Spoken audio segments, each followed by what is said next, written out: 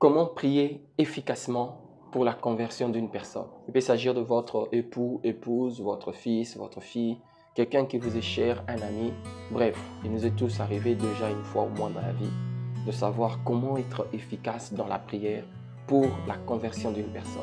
Je vais partager avec vous quelques passages bibliques et l'attitude qu'il faut avoir afin de réussir dans cette prière. Que le Seigneur vous bénisse. Je vous invite à vous installer confortablement bien, sans oublier de laisser un pouce en l'air, partager, et s'il y a des questions, laissez cela sur la barre de commentaires. Et si vous n'êtes pas encore abonné, please, abonnez-vous. Vous nous soutenez efficacement. Alors, je commence d'abord par fixer notre pensée sur ce que doit être notre attitude lorsque nous nous levons en prière pour la conversion d'une personne.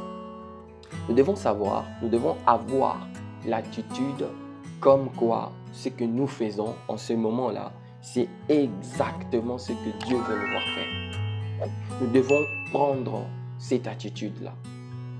Quand tu te mets à prier pour la conversion d'une personne, dis-toi que tu es exactement en train de faire ce pourquoi Dieu t'a laissé sur la terre le jour où toi tu t'étais converti et qu'il ne t'a pas pris comme il avait pris Enoch. Si Dieu nous a laissés sur la terre, c'est donc pour prier afin que les autres personnes se convertissent à lui aussi. Alors, comment prier efficacement? Je partage avec vous quelques versets bibliques. Nous trouvons tous ces versets dans la seconde épître de Paul à l'église de Corinthe. La première vérité sur laquelle il faut s'appuyer véritablement lorsque l'on prie pour quelqu'un pour sa conversion, c'est de comprendre dans quel état, dans quelle atmosphère spirituelle cette personne se retrouve du fait qu'il ne croit pas ou qu'elle ne croit pas en Jésus. Eh bien, quel est cet état? Cet état nous est décrit dans 2 Corinthiens 4:4. Mais pour vous aider à bien comprendre, nous allons lire le verset 3 et le verset 4. Écoutez bien la lecture. L'apôtre Paul dit ceci. Si la bonne nouvelle que nous annonçons est cachée derrière un voile, elle n'est cachée qu'aux hommes qui périssent. Écoutez bien le verset 4, c'est ce qui nous concerne. Satan, le Dieu de ce siècle, a aveuglé l'esprit des incrédules. Ils sont incapables de voir la lumière glorieuse de la bonne nouvelle. Ils ne comprennent pas ces messages sur la gloire de Christ qui est l'exacte ressemblance de Dieu. Voyez-vous, quel est l'état de cette personne pour qui tu t'engages à prier? Sur le plan spirituel, cette personne est rendue aveugle par le diable. Voyez-vous, le diable a rendu cette personne aveugle. Certains sont dans des distractions énormes. D'autres sont dans de considérations qui, si tu prends le temps de checker cela, de vérifier cela avec les personnes concernées, ils ne seront pas en mesure de te dire pourquoi ils sont dans ce genre de considération. Voilà comment agit l'aveuglement de l'ennemi Satan. Donc, pour bien prier efficacement pour cette personne, tu dois d'abord comprendre quel est son état spirituel. Et cet état spirituel nous est décrit dans 2 Corinthiens 4:4. Satan, qui est le Dieu de ces siècles, il a rendu aveugle plusieurs personnes, notamment celle ou celui pour qui tu t'engages à prier. C'est très important. Pourquoi? Parce que tu comprendras que s'il ne répond pas comme tu souhaiterais qu'il puisse répondre, c'est-à-dire commencer à prier Jésus, s'ouvrir à Jésus, ce n'est pas parce qu'il refuse, ce n'est même pas parce qu'il te méprise, non. C'est simplement parce qu'il n'y a pas un contact visuel du point de vue spirituel entre la vérité, la lumière de la connaissance de Christ et son cœur. Son cœur est floué, son cœur est aveuglé par le diable qui est le Dieu de ce siècle. Ainsi, la bonne manière de prier pour une personne qui est dans cette position, ça sera principalement demander, supplier Dieu, faire de supplications pour que la puissance de Jésus qui a rendu la vie aux aveugles, tant physique, que cette même puissance puisse agir encore, cette fois-ci pour rendre la vue aux aveugles spirituels, donc notamment ces personnes pour qui nous nous engageons en prière. Donc, la première chose à savoir, c'est l'état spirituel de ces personnes. La deuxième chose à savoir, c'est la procédure sur comment attaquer cet aveuglement.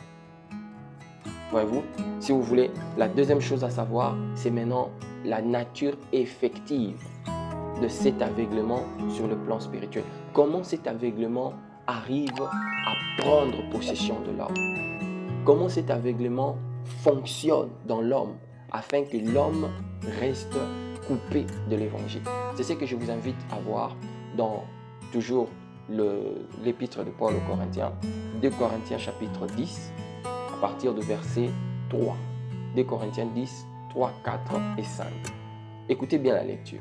On dit ceci: nous sommes humains, mais nous ne faisons pas la guerre comme les humains. Nous sommes dans un contexte de guerre. Voyez-vous. Deuxième verset, le verset 4. Nous utilisons les armes puissantes de Dieu et non les armes du monde pour renverser les forteresses du raisonnement humain et pour détruire le faux argument. Comment est-ce que cet aveuglement parvient à prendre possession de l'homme? C'est au niveau du raisonnement. C'est au niveau du raisonnement. Il y a ceux qui sont esclaves d'un type de raisonnement qui ne savent d'où ça leur vient. Eh bien, c'est par là que l'ennemi parvient à flouer, à bloquer, à rendre aveugle, à couper l'homme à tout contact de la vérité en vue de son salut. Voyez-vous bien aimé. Et l'apôtre Paul a utilisé un terme très fort ici. Il parle de forteresse. Le forteresse, c'est un terme qui nous ramène dans le domaine militaire. Le forteresse, c'était de bâtiments militaires, de bâtiments de guerre que l'on érigeait soit pour maintenir une position de victoire, une position d'avantage contre l'ennemi, une position stratégique en vue d'affaiblir l'ennemi. C'était généralement des bâtiments faits de manière à ce que de l'extérieur, ça ne pouvait pas être attaqué et vaincu. Voilà pourquoi on parle de fort, de forteresse. Ça pouvait que être attaqué et vaincu de l'intérieur, jamais de l'extérieur. C'est vraiment ce qui se passe spirituellement avec l'homme dans le combat spirituel de son âme, de son salut. Le diable parvient à maintenir l'homme dans une position telle que tout ce que l'on peut faire, humainement parlant, conseil, frapper, privation, ça ne va pas remporter la victoire. Alors, qu'est-ce qu'il faut faire? Quand il faut prier pour que la personne soit convertie à Christ, il faut faire cette prière en se basant sur ce que la Bible dit dans Proverbe 20, 27. En Proverbe 20, 27, on nous donne une clé. On nous dit que l'esprit de l'homme est la lampe de l'Éternel. Ainsi, la personne qui ne croit pas en Jésus, il est semblable à une lampe qui est éteinte. Voyez-vous, une fois que la lampe est allumée, cette personne va se réveiller. Donc, quand on prie pour la conversion d'une personne, demandons à Dieu qui a un accès direct, qui a le droit d'accéder directement dans l'esprit de l'homme, demandons à Dieu qu'il puisse rallumer cette lampe. Quand cette lampe sera rallumée, les écailles tomberont des yeux, les yeux vont s'ouvrir et la personne va comprendre et il va s'engager à marcher avec Jésus-Christ. Voyez-vous bien aimé.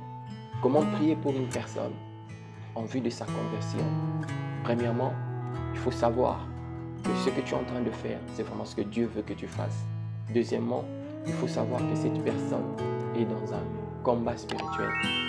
Troisièmement, il faut savoir que de l'extérieur, on ne peut rien faire. Humainement parlant, on ne peut rien faire.